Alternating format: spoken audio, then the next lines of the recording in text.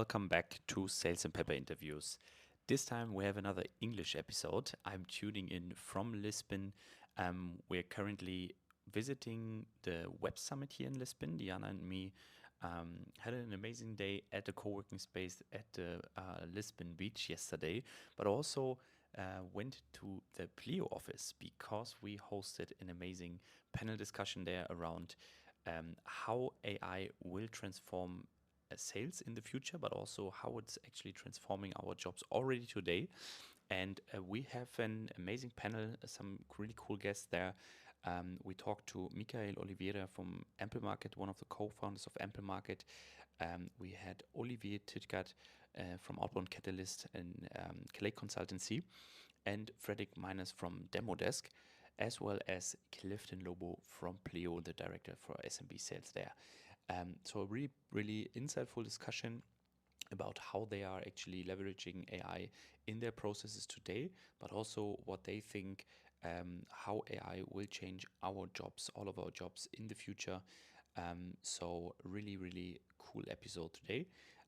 So enjoy this episode. Also feel free to reach out on LinkedIn or here in the comment section if you have questions to what we have discussed. And enjoy this episode. Bye-bye.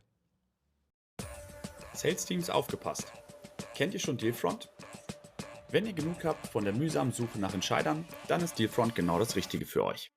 Nutzt europaweite Daten in mehreren Sprachen, um genau die richtigen Leads zu finden und Deals abzuschließen.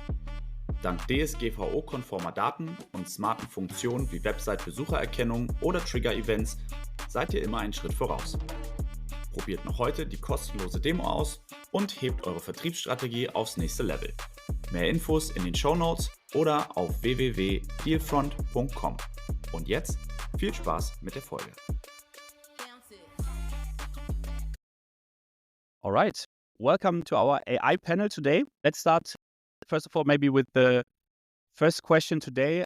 I think we all know that sales can be a big hassle. At least from my side, I would tell that AI has changed our jobs tremendously over the last few months. But there's also a lot of hype, I would say, and a lot of bullshitting because so many tools popped up, and then there was like many people saying we don't need SDRs anymore. We will take just AI in the future. So I'm really curious to hear your thoughts about this. But before we dive into that, maybe Olivier, what areas do you see where we most likely see AI impact in short term? I mean, you're working a lot with building these outbound motions, a lot with AI. You're also Clay expert.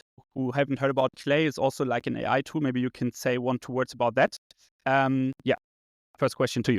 Yeah, so maybe first a background about Clay. Clay is basically like a data cleaning room, right? So you've all built a list at some point, right? You've scraped probably data from somewhere, you put it into a email finding tool. Now you can do all of that plus much more with Clay. You can use AI agents, search your leads list. And that's where I think AI is already having a huge impact, right? Even where for my sales calls, I have an automation enriching my meeting link form from HubSpot. And it basically pulls all the data in a Google Sheet so that I show up in the meeting unprepared, but I'm still prepared just by looking at the sheet. So I think that's where like one of the major use cases right now lies, which is actually the admin part of sales. Follow-up question to that, because I also, we recently hired Diana is in the background over there. She's also working in my sales team now. And we're currently looking a lot into tool stacks, trying to find a good balance between automated outreach, but also not make it too automated because you don't want to be in the spam folders, right? So I think it's a mixture of how can you talk to the right customers to the right time with the right message without being spammy. Is there any secret from your side? What is working well with your customers? What have you seen? Maybe what is best practices, and maybe something that you see that is not working if you look at these AI tools? I think no matter the tool, it's more about like knowing who you are for, right? So the better you know your customer and what really drives value for them, the better your messaging will work always. So I think also when it comes to leveraging automation versus manual work, if you have a big sales team, you probably want to push hot leads, which could be intent based, right? Someone liking a LinkedIn post, filling in a form, someone coming to your webinar 3 times in a row, things like that. You might want to push that just with a simple automation to say to the salesperson, hey, reach out because, now might be a good time. This can be that they pick up the phone manually, that they write a manual email, that they, do some LinkedIn engagement, all that stuff. And then I think the more demand generation aspect, where you don't necessarily find a lot of intent, but you can find useful information to build a hypothesis around being relevant to them. This can be fully automated, and this can be done more at scale, which will then drive demand, and you can start building relationships with those people. Even if they won't buy, they might take a meeting, but it might not directly convert into a customer, which is then also fine because you just want to have that first engagement going. So I think like when you think about AI, you actually need to think AI in sales and just the sales process in general. You can actually split it into top of funnel, mid funnel, and bottom of funnel. And so there, like AI can actually help a ton. And I really like what you said about like the research and kind of like the prioritization of like accounts, which is basically like humans were good at building trust, right? And so ultimately, sales is about like just connecting to humans, right? Companies don't buy from companies; people buy from people, right? And so I think capturing timing, that's like I call this capturing the moment. You're trying to sell the moment. So if you're selling to someone, you're really trying to capture when they go to bed at night, before they close their eye, what's the last thought that they had about their business? And when they wake up in the morning, what's the first thought that comes up when they think about their business? It's like if you capture that moment and if you reach out, even if it's cold, it's going to work, right? So a lot of people are saying cold outbound doesn't work. Well, bad cold outbound doesn't work. I was actually just sharing this story with Cliff, which is kind of like the first time I did like sales, or I sent like sales emails. It was to 4 people. I sent 4 emails. It was 10 years ago, almost to this day. I sent the same email, same template, just changed their first name. 4 people, 3 replied, 1 interested. And I was left wondering, man, people are so rude. The 4th person did not reply to me. I was like, Jesus Christ, like what would it take for people to reply? And sales has changed so much. So like today, you really need to stand out, from the crowd. And the point of, if you are able to capture timing and you assess about the timing of the things that are super relevant for the person that you're trying to target, it's super important. And AIs, well, they can help with that, right? So like they can actually research, recall, and context, right? So they're actually LLMs are massively good at that. And so, yeah, but I totally agree with that. I also do like what you just said, Mika.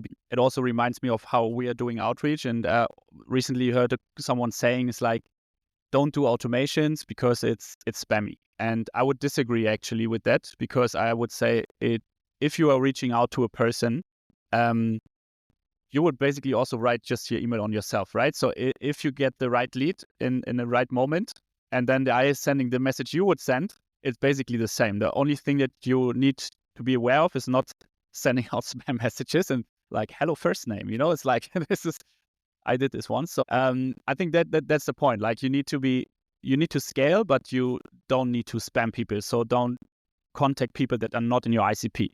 I also have a good side story. Now you just seen what we're doing. I recently got a cold email all the way from the US, and someone was trying to sell me meat pies. And I was like, yeah, it's like, why? It's like, what? Just put in the work and, look at who you're selling to. And I think this is exactly where AI doesn't really help, right? Talking about the human touch and also like this balance of human touch and automation. Fred, you're also a demo desk. You have AI included in your solution. So I also, when I talk to people, I feel like AI is not only the solution, but it's a feature of the solution you are buying. So I think looking to your solution, what would you say, or like your experience, how do you maintain this balance between automated outreach and keeping the human touch? So the experts for bottom of the funnel, top of the funnel, I think the 2 guys here in the middle, and our solution focuses more on the bottom of the funnel. But I think I'm one of the users of what they're doing. I've put a lot of thought into this with the team as well. And when it comes to automation, you want to reach some sort of volume, and especially in startups, and there's a lot of startups here represented, you can't just put a lot of people into doing a task and hire more and more. So the ROI of AI is actually to do the same type of output, but with less people, or instead of hiring more, it's trying to see how can you do it with the team that you already have, but then deliver the same type of results. But when it comes to blending that approach of human and AI, I think the AI is there to help you put or eliminate some of the tasks that are very time consuming. Like I started my job in sales as a prospector. I didn't even send messages. All I did, and I think there's some people here in my old team as well, was researching companies. Nowadays, no one would hire a person like me. They would only automate this. But that's, I think, the real benefit. And the other part is, again, about building trust. And that's where you need the human approach and networking in events like this. And AI can't take away this role. Cliff is just raising his hands. No, I only raise it because I am the bottom of the funnel guy. Not bottom of the barrel, but more bottom of the funnel. But the thing I really want to bring out here is like we have spent so much time talking about the pipeline piece of it. You know, I've met a few AEs in the room, so I just want to see show of hands, who's an AE in the room today? There we go. We have a few AEs in the room. So in general, right, in studies and what I've seen from the team today, what percentage do you think a week goes into non-sales related activity? 90%, exactly. That's appalling, right? So imagine you have someone come in, let's just say, you know, for 50, 60, 70,000 euros a year, right? And they're spending 90% of their time actually on non-sales related activity. And that's actually a huge problem, both for the business and for the salesperson. Because today in Clio, for example, it's about pretty much like 50 to 60%. Sean would say it's 80 or 90, but I think it's 50 or 60%. But I really believe that when you look at the non-sales related activity, the most important piece is like how much time is spent into entering data into the CRM, you know, for the marketing team, for the customer success team.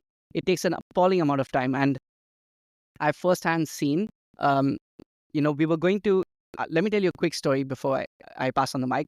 In 2021, when I joined, right, and the market started to slow down, we were going to hire 75 account executives to hit our annual target. But because the market slowed down and we could quickly forecast it, we changed course. We didn't hire about 25 account executives. So we were actually stuck with a team of 50. But, you know, in sales, one thing doesn't change, and that's your target, right? So we decided we stick versus the target, and we're going to find these automations and a way to kind of hit the target. And actually, with using a few pieces of AI, with using models that gave us account level insights and data, we were actually able to hit 99% of that target in 2021. So I firsthand been able to see that AI is not just like everyone talks about AI replacing roles, etc., but AI is there to bring that 90% down to 20% or 10%, right? So that's the bottom of the funnel story. And I think that's why it's really important to not just focus on the top level funnel or pipeline of AI, but it's also important for the bottom level funnel. Thanks, Cliff. Also, I've talked to a couple of you before the panel. We have also a couple of founders here, and some of them also building sales tech, right? I think looking at tools in general, like AI tools in sales, Cliff, I mean, I know you talked about it in a previous panel already, so maybe you can share a bit, and then happy to also to hear the other thought. What would you say, like, what tools are like a must-have right now? What should I use? And what is like a nice-to-have AI function that I don't need at the moment? Okay, so the difference between nice-to-have AI and where you really require it, I think it of course depends on your business. But I just want to say, like, for me, bringing that 90% down to 50, 40, 30%, that's what's really important. We tried something called Win.ai. I don't know how many of you know Win.ai. It's a very, very sharp company. It basically, you know, it's a bot that follows you in every meeting. And imagine after you finish your meeting, it writes your follow-up email and it fills out your CRM data for you. Just the thing is, it didn't speak 5 other languages for us, but that's why it's on trial and we haven't released it yet. But there are some really, really exciting tools out there, which I think we just need to focus on bringing that 90% down to 50%, 40, 30, 20%, right? So Win.ai did really well for us. And I was speaking with Becca, who's supposed to be here on the panel, but unfortunately, due to her voice, she couldn't make it. But we also try 11x.ai. I don't know how many of you know about it. Mika knows a lot about it because they're competitors for Mika. But 11x.ai also really helped us save a lot of time. We've done a very successful trial. The first thing you want to try, right, as soon as you get an AI tool that reaches out to cold prospects is, does it kill your domain? Kill your domain in terms of, if you send an email from that domain, does it land in the inbox or does it land in spam? And 11x didn't do that to us. It actually maintained a good, healthy score on our domain levels. I think that's the first thing to check. Of course, I can speak a bit more about it, but I'd love to pass it over to you folks to kind of uncover what you think is important. Yeah. I would argue that it was successful, but we should talk. It told me the success criteria, and it was just increasing open rates, which is like, it's an okay success criteria. Not the best. But we'll talk. I'm a bit biased, right? Because like I'm building Amplemarket. So like at Amplemarket, we build like AI co-pilots for sales teams. So basically imagine teaching a co-pilot about your accounts, about your territories, about the people that you care about. And imagine logging into a dashboard that every day just gives you a curated set of accounts and leads that are the best leads according to the best signal. So we're actually helping you capture the timing, right? So you tell us, what do you care about in terms of what happens in the world for the accounts that you care the most about? And we'll give you leads every single day, and we'll help you craft the most bespoke one-of-one sequences to those leads. So we actually coaching you throughout like the entire process. So we're building top of funnel pipeline and then helping you close it. I'm biased, so like I'll give you one maybe non-biased insight, because I don't want to just plug Amplemarket. You should always amplemarket.com, get a demo. But the non-biased, I think, just like to keep it very generic. Like I think even today I was working with a team here in Lisbon, and we were using ChatGPT. I mean, just like ChatGPT is like a very decent tool, or Claude, to actually use for your day-to-day work, right? Especially nowadays, like ChatGPT with O1 preview, or like with the connected version to the internet, is actually very good to help you become a bit more efficient. It's like what you mentioned with Win.ai. We actually built a bunch of these things internally that with our like RevOps team, where they actually take transcripts from calls, and they actually just, we have a very specific way of qualifying accounts and digesting those into like SDR and e-mantras. And so we've built a bunch of things with like these open APIs, and we built workflows that allow us to actually become way more efficient, because like the SDR mantras and the e-mantras, they were never happening. So it's like, guys, like what's happening? Like, and you have like such massive variability in terms of like the notes that you get from different reps. And so if you actually build these things internally, again, it takes no time. You can actually build like some of these things, and you're actually removing a bunch of their, manual work, and you're actually increasing a lot of your pipeline cleanliness. So ChatGPT and Claude I use every day, and Perplexity for searches. But yeah, I'll give you like one fun personal use case if you want. But I love talking with it. So I love like with a I don't know if it's available in Europe, but like you can actually talk with ChatGPT.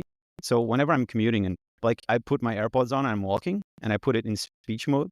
And so I tell it about an idea that I'm working on. I'm working on this project and I really have this idea. Now don't solve the problem for me, just ask me questions. And it's crazy because it looks like I'm having a phone call. So I'm just talking with ChatGPT. And then at the end, I have a beautiful transcript of all of the ideas that we've exchanged. And I've done it like twice today, commuting here. But just a fun use case. Sorry. Nice. No, I think to go back to the question on what is a good use of AI, obviously also a bit biased here, but Clay, I think for anyone doing research, I'm not associated with them directly, even though I'm an expert, right? I've been in the trenches. I wasn't always doing what I'm doing with Outbound Catalyst, right? So I was a salesperson, just like all of you, or, some part of you. So I used to spend most of my time doing this research, find a way to reach out. And like 3 years ago, what worked, especially in Europe, was just random personalization, saying like, oh, hey, I saw you wore this scarf on this event. Where did you get it? Or my wife had a similar one. Or I even sent literally like the most random shit you can't imagine. I booked a meeting with a CEO of a painting company, saying that my mother swears by his paint and no other. And I got a meeting, right? So it worked. But now the data actually shows that it's all about relevancies. I would say don't waste your time on useless personalization. I would say focus on relevance. And for that, Clay is a really good way. So like if you want to do account-based sales, account-based marketing, mainly get focus on the data when you're going to do outbound. The nice to have with one of those email personalization writers with AI list, and then it will give you those generic personalized first lines. I don't think you need that anymore. Maybe because I'm in a company that is quite small, and I already talked about the ROI of AI being human replacement or also being more efficient. So when I think about it, I do everything in sales in my company, from prospecting to reaching out to the people, coaching a small team, and then closing business, which is like bottom of the funnel guy. Like that's also me. So there's a lot of things that I have to do, and I don't have the time for it. And the thing that AI helps me to do is do a job of maybe 3 people, still have a normal work life. I don't work until midnight all the time, and still get the job done. So it starts at prospecting and researching the people. It goes into finding out the intent data, when is actually a good time to reach out to people, having a draft, what type of message should I send, but then also the bottom of the funnel. So all of us already had meetings, online meetings, where you take notes and then you have to sync the data into the CRM. You talked about WinAI, only 5 languages. I think there's better solutions out there. But also about coaching. You mentioned before, artist circus, salespeople want to grow. And especially the new generation that is coming, Gen Z, they value a lot to grow in the career and have someone that takes care of that. And education is actually, when you look into research about large language models, it's one of the biggest use cases, because you actually can personalize coaching to the specific needs of your sales team. And talk to a head of sales, and there's a bunch of them today in this room. They don't have time to do coaching. Actually, I know the stats. Only 5% is spent on coaching for more than 70% of sales managers. So how do you get coaching to sales reps? And I think that's a great and must-have use case for scaling sales teams and sales teams with junior people. Get them the tools, self-reflect, what can I do better? And also the managers to identify where's coaching areas, where should I spend my time? From researching up until closing and coaching, I think there's a couple of things that allow you to run a super lean team and still manage the same type of volume that a team twice the size could do.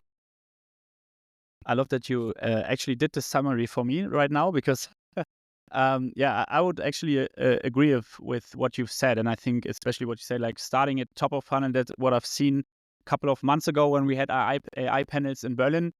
It was mainly about ChatGPT. And I was a bit surprised also when I was asking the question, who actually have used AI during their work? And there was just few people raising their hands. And I was shocked, because I was like, how can you not make use of these tools right now?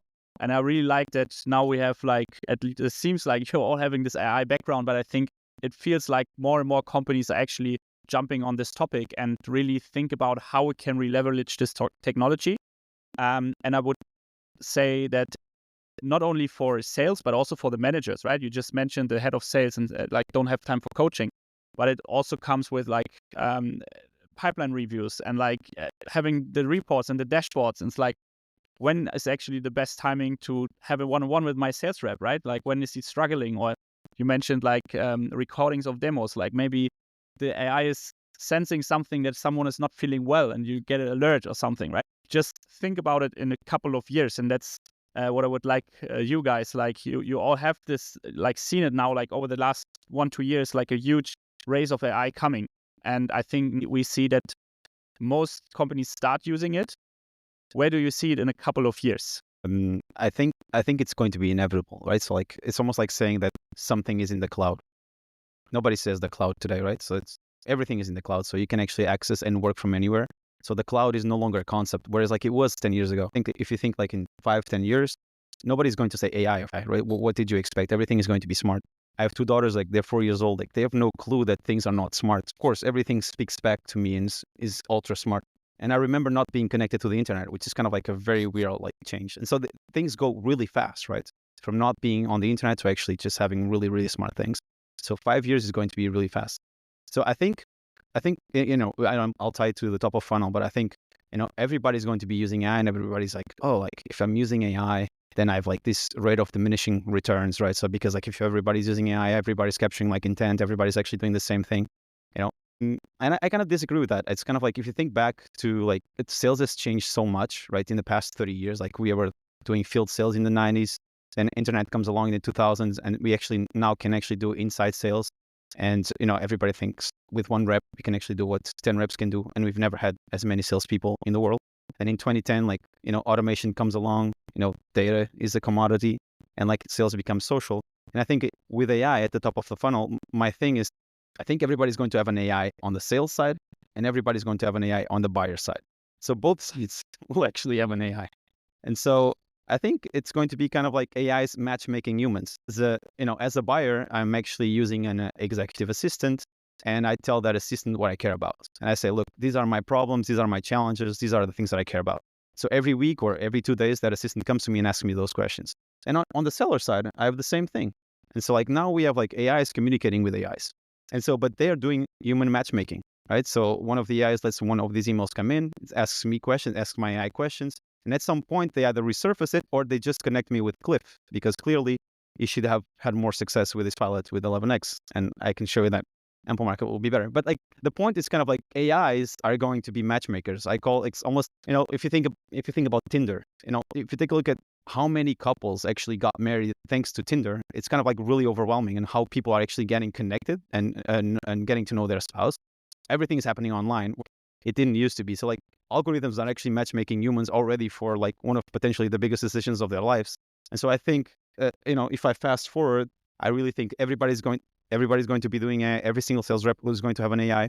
And I think sales teams are going to become smaller, more nimble. And I think you're also going to have way more companies, because it's going to be easier. It's much easier to create a company today than it used to be. And so like I think the world is about to get like way more noisy. So like if you think about companies as nodes that need to be connected, there's going to be way more nodes, way smaller teams, much more noise in the world. And you really need to actually enable them like with something that is smart. And then on the other side, since we're actually creating more noise, we also will need like EAs that actually guard our mailboxes and just like tell us about our priorities, and we'll just be Tindering for sales, right? In the end, like I think humans are still going to be buying from humans. So at some point, the human gets into the picture. Yeah, that's my take on the future. Maybe because I also talked to Frank. Frank is also sitting here today, and you're both selling to US markets. And what I think is quite interesting looking to Europe, Frank mentioned that in US, they're already like throwing out people, like throwing out SDRs and say, we will just replace them with AI. I don't think that you see it right now here in Europe. I think that most of the people will still believe in the SDR function, or like in salespeople in general. But I truly believe that the function itself will change over time. Right? I recently talked to one company that actually turned SDRs into a RevOps, not SDR, but RevOps function. So it's more like they are responsible for building pipeline. And this means crafting AI prompts.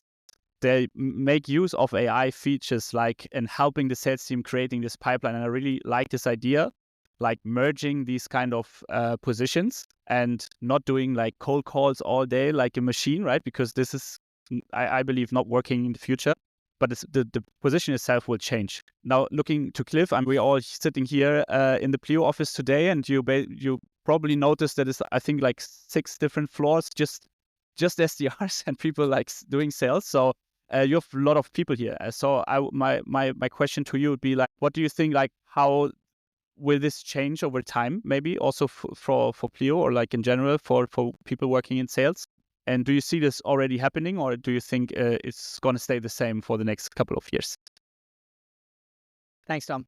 I think overall, I'm a bit skeptical, but also optimistic. I think our teams will stay lean. For example, why can't the team of the same size, if we're still spending, I'm still targeting the same problem, right? We're still spending 80% or 70% on non-sales related activity. So what can we do to free up the time of our team to do more activity that adds value? Like, for example, today, Pleo is a tool that any company of any size can use. And what you'll find really interesting is that a company that would pay us 100 euros a month takes the same amount of time to close as a company that would pay us 1,000 euros a month. However, we have salespeople working on both deals, right?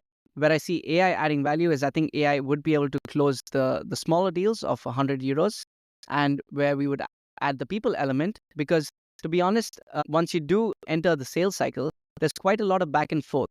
There's a lot of emotions involved, there's timing, and like Mika said, people buy from people. So when there is a sizable deal on the table, I think that's where the people will be. And that's where it'll continue to be across across all industries, right? So I think when it comes to small, medium business, potentially you're going to see a lot more AI. But when it comes to larger deals and bigger ticket sizes, it will always be there, because the trust element counts, the rapport counts. I think myself as an AE, I closed my biggest deal. Someone had the same football, we were fans of the same football team, right? So we had a great rapport. So I think that will continue to happen. I don't see that changing, but I think where AI will play a big role will be, number one, ensuring that we spend more time on sales related activity, and number two, spending time on the right kind of activity, which is spending time with high value customers. And today, when as an AE or an AI, SDR, sorry, now when you look at a big list of customers or leads, right, the biggest challenge you have is, who do I work on first? Who's the highest value, biggest potential customer? And that's what AI will bring in for all of us. Those are the three areas I really see AI working across. And I think our teams will continue to be of the same size. I don't see us adding many more headcount or people to our teams. So I think we'll just get a lot smarter and a lot leaner in the way we work. Yeah, I tend to agree more with Mika on the team size things. Like, we're already seeing it across customers, European customers. We literally replace their SDR team like fairly quick, because they just have so much traction on the revenue generating side that they need to close those deals. So those people go into AE roles. Now, if you have a army of SDR people doing a bunch of manual work, like, I think for them, 90% of their time should be spent on having actual conversations, not necessarily prospecting anymore.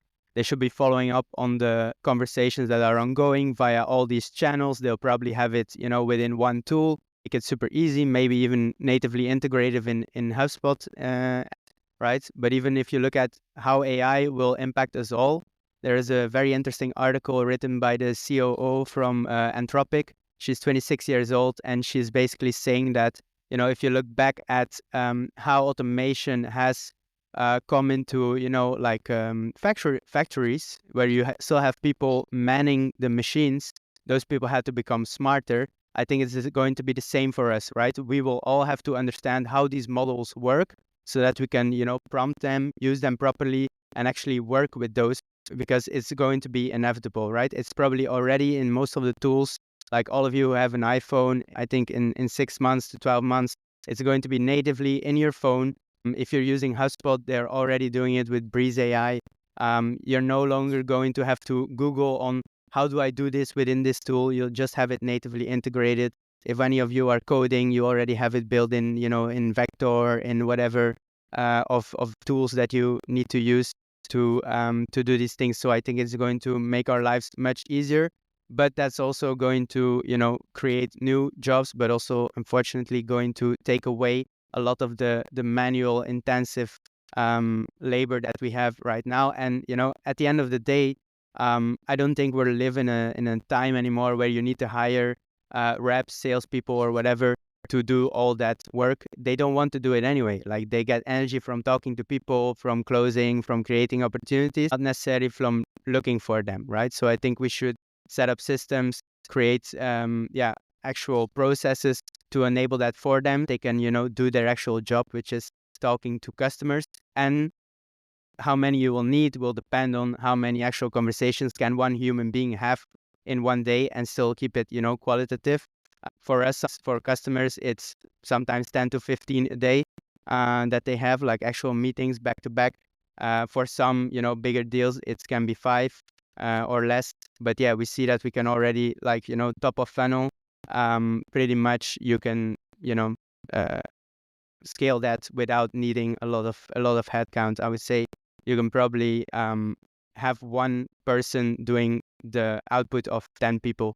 Thanks a lot, you two. And I would actually agree with you here on this point. If you talk to SDRs, most of them will actually tell you, I will not do this job for longer than 1 or 2 years. It's For companies, it's really hard to find them. And if you talk to them, they actually don't want to do the job because it's very repetitive in many companies. That's why I believe we will see like a decrease of these kind of roles, and it's going to change. It was just kind of a different responsibility, I would say, different tasks. And also talk to many sales leaders that they believe that sales reps are going to be like on steroids, right? They're using AI features to be like way more efficient. Cliff, you mentioned the AI note takers. I'm also using one of them, and I love it. I don't need to write my emails anymore. Just like ready when I get out of the call, I just click the button. It's amazing. Maybe you tweak the message a bit. We also, like with Fred, we have someone here like demo desk is like in the call, right? So I think what's also quite interesting, we talked a lot about the top of funnel, like now, how can we, be more efficient with the SDRs and stuff. But I think also looking to the actual demo, I think it's really interesting to see what kind of opportunities are popping up. If you have someone in the call in real time giving you advice on what to say or what not to say, what would you say, Fred? Like, where do you think, like in the actual sales process, where do you see like AI having the biggest impact? It's a tough question. I think everyone here would disagree. Maybe top of the funnel, maybe bottom of the funnel. I think it really depends on the company and the use case. For example, sales, we often, especially in this tech bubble, we think about software as a service. But if you look into companies that have the biggest sales teams in the world, it's probably something like an insurance, a bank. They have tons of salespeople. Or a call center. I don't know, Google employs thousands of salespeople that sells very simple to understand product. And when it comes to those people, often they didn't learn the craft of sales. Olivier has talked also about how SDR, often the entry role into a closing position, might fall away, or it will be definitely reduced. And then what is the role that leads you into a closing role? Because you talk to the people, which is the representative of the company. In these type of companies, insurance, banking, etc., you hire a lot of people from cross industries, put them into sales. And I think a huge benefit, ask any CEO, what do you want to achieve, is sell more or have a higher conversion rate. And is really making sure those people follow a script from the top performers. What are they doing differently than the average team, and trying to replicate this to the whole team. So identifying patterns. Are they asking more questions? What's the talk ratio? Are they following a playbook that you roll out? And then really using the AI instead of having one person, depends on the size of the company, hundreds of people, listening to recordings, boring, no one wants to do it. Having an AI analyze patterns. And I think that's one of the prime examples of using AI, is analyzing a vast amount of data and giving you action items and insights from it. Thanks a lot. And we have also lots of experts sitting here in the room. So I also want to take some time to give you the opportunity to ask questions. In case you have questions, please raise your hand and then we can answer them. Of course. My name is Elad. I'm a senior account executive in Amplemarket, so I'm a little bit biased because one of my co-founders is here. But I really love what you said before about AI is actually to teach SDRs how to become better. Because a lot of SDRs are very entry-level kind of people. They were never trained to be salespeople. So they don't even understand really how to build themselves from the bottom to become rock stars. So how do you actually coach them? I mean, do you take them to specific seminars, make them really think out of the box how to become salespeople? Because if you just do the nitty-gritty, you just become average. You don't become really outstanding. So when you want to stand out from the rest of everyone, how do you actually make them become, outstanding SDRs? I think we talked about blending the approach of human touch and AI already on the prospecting and outreach side. And I think it's one of the areas where AI will never replace completely an expert, a sales coach, someone who has done it for all their life. Because there's so many aspects to sales and closing, talking to people, that an AI won't completely be able to coach and give you the right advice. But when you talk or look into successful sales meetings, they usually follow a certain pattern. Sales frameworks, there's a bunch of them out there, BANT or MEDIC. It's all acronyms that just follow like MEDIC identify metrics, pain points, decision process, and they've been developed to really compare salespeople. What is someone doing that works, and how can I replicate this to a large team? It's not if people know the Challenger sales, the book, there's the wolf. You can't replicate the wolf because he has his own style. He will always be good, but he can't teach anyone else. But a Challenger follows a certain framework, and that you can replicate. So the AI comes into place to replicate what is working well. So did they ask about, or did they introduce an agenda? Because if you introduce an agenda, most likely, and Gong, one of the players in the market, they have a lot of research around this. If you introduce an agenda, you're X% more likely to close business. So you have all these type of data points, depending on the industry as well, and you can make sure people follow a winning process, a winning design. And I think that's where AI come into place when it comes to coaching, to really identify what are you doing well in the sales process that we already know is a winning process. And if you don't follow it, suggest what type of question should I ask? How should I react to this objection? Maybe the AI will even pinpoint that objection already came up. Here's the top performer and how he answered that question, or she, sorry. So I think there's a lot of coaching areas where you follow a certain pattern where AI can come in, but you will still ultimately rely on a head of sales or a sales coach with experience to tell you how to become the best. Thanks for answering the question. Do we have another question? So my name is Tillman. I'm team lead for BDR team, and I work for a company, Workflex. So it's a fully remote company, which also brings some challenges. So some of you mentioned the tech bubble we live in. So if you look out of it, we also have a lot of sales processes, right? Like you have still like field reps, for example, that are now sell these drills to other companies or to builders, for example, right? There's like a lot of like the majority of the population, let's say, is not really in tech sales or in this tech space. And so my question would be, what do you think these AI will be adapted specifically for the European market as well, or in combination or in comparison to the US market? And a question would be for Cliff, and then one other person who wants to give some insights on. Okay, so just to clarify the question, so everyone heard it. It's basically how will AI touch sales reps that are outside the tech industry, right? Okay, yeah, cool. Let's take a piece of software, for example. Let's take Salesforce. I think Salesforce did start off with the tech industry, but over time, Salesforce really grew across all industries. Today, there's no sales team that doesn't use a CRM. Everyone, of course, sees the trend start off in the tech industry, and then slowly it moves into the field sales reps.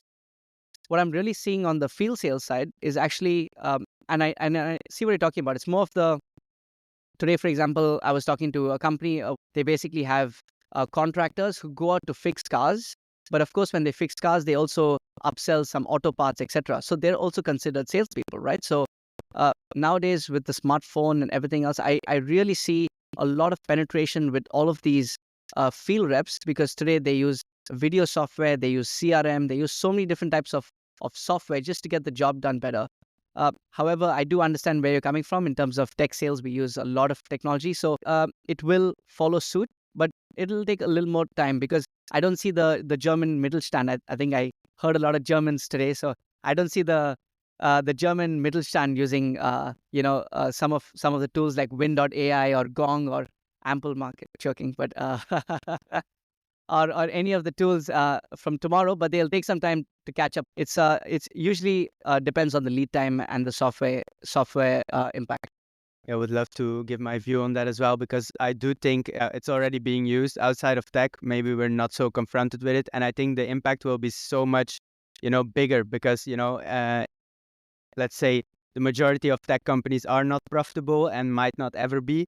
So if you then have actual profitable companies where reps are actually returning their value 3 to 10x, or some might even be more, it will have a huge impact. Just imagine that those insurance companies, and I've worked with insurance reps in the past as well, where we did implement certain tech to do an automatic follow-up after their call. Like they would literally send a voice message on WhatsApp after their meeting, and we would pull that in to a templated email that is just like they just had to record this 1 minute little voice note or, send an SMS in the same format.